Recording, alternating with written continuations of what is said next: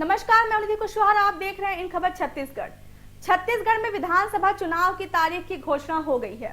बताया जा रहा है कि ये 7 नवंबर से शुरू हो रहा है। ये चुनाव 2 चरणों में कराया जाएगा। ऐसे में सभी राजनीतिक दलों के बीच चुनावी संग्राम भी जारी है। सत्ताधारी पार्टी से लेकर विपक्ष दल लगातार एक दूसरे के विरोध में प्रतिक्रियाएं देते नजर आ रहे हैं। प्रदेश भर में सभी राजनीतिक दलों के बीच चुनावी घमासान भी देखने को मिल रहा है। ऐसे में कांग्रेस ने भाजपा के विरोध में एक पोस्टर जारी करते हुए कहा कि छत्तीसगढ़ में भाजपा को वोट देने का मतलब साफ है, बीजेपी के कमल के बटन को दबाना। बता दें कि कांग्रेस ने बीजेपी के खिलाफ पोस्टर जारी करते हुए जमकर हमला बोला है। खास बात यह है कि कांग्रेस के इस पोस्टर में गौतम अडानी के मामले को चुनावी मुद्दा बनाया गया है। साथ में कांग्रेस ने बीजेपी के विरोध में यह भी कहा है कि छत्तीसगढ़ में भाजपा को वोट देने का मतलब है बटन कमल पर दबेगा और रिजल्ट में अडानी सामने आएंगे।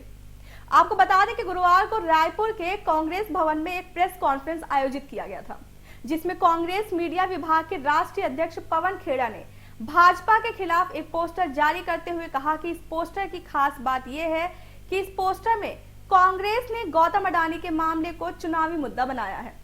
साथ में पवन खेड़ा ने यह भी कहा कि राज्य में कांग्रेस ने अपने 5 साल के कार्यकाल में सभी क्षेत्रों में विकास का काम किया है, जिसको देखते हुए इस साल कांग्रेस चुनाव में 75 से अधिक सीटें अपने नाम करने जा रही है।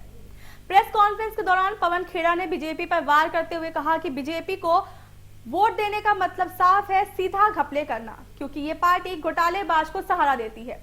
इसलिए इस चुनाव में भाजपा को करारी हार मिलने वाली है। पवन खेड़ा ने भी ये कहा कि बीजेपी को वोट देने का मतलब छत्तीसगढ़ की संपदा अडानी को सौंपने जैसा होगा।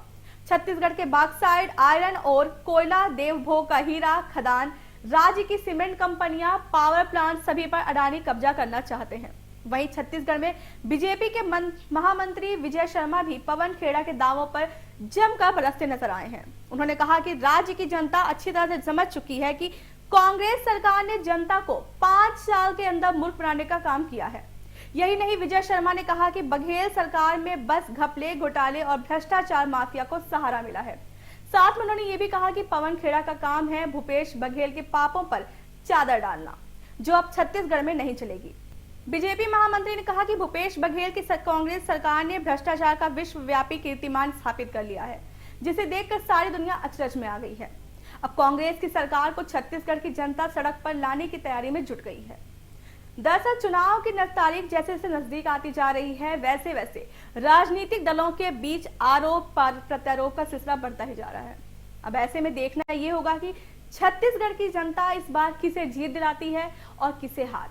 फिलहाल ये तो वक्त ही बताएगा। तब तक के लिए छत्तीसगढ़ की तमाम खबरों के लिए बने रहिए हमारे साथ सिर्फ इन खबर छत्तीसगढ़ पर।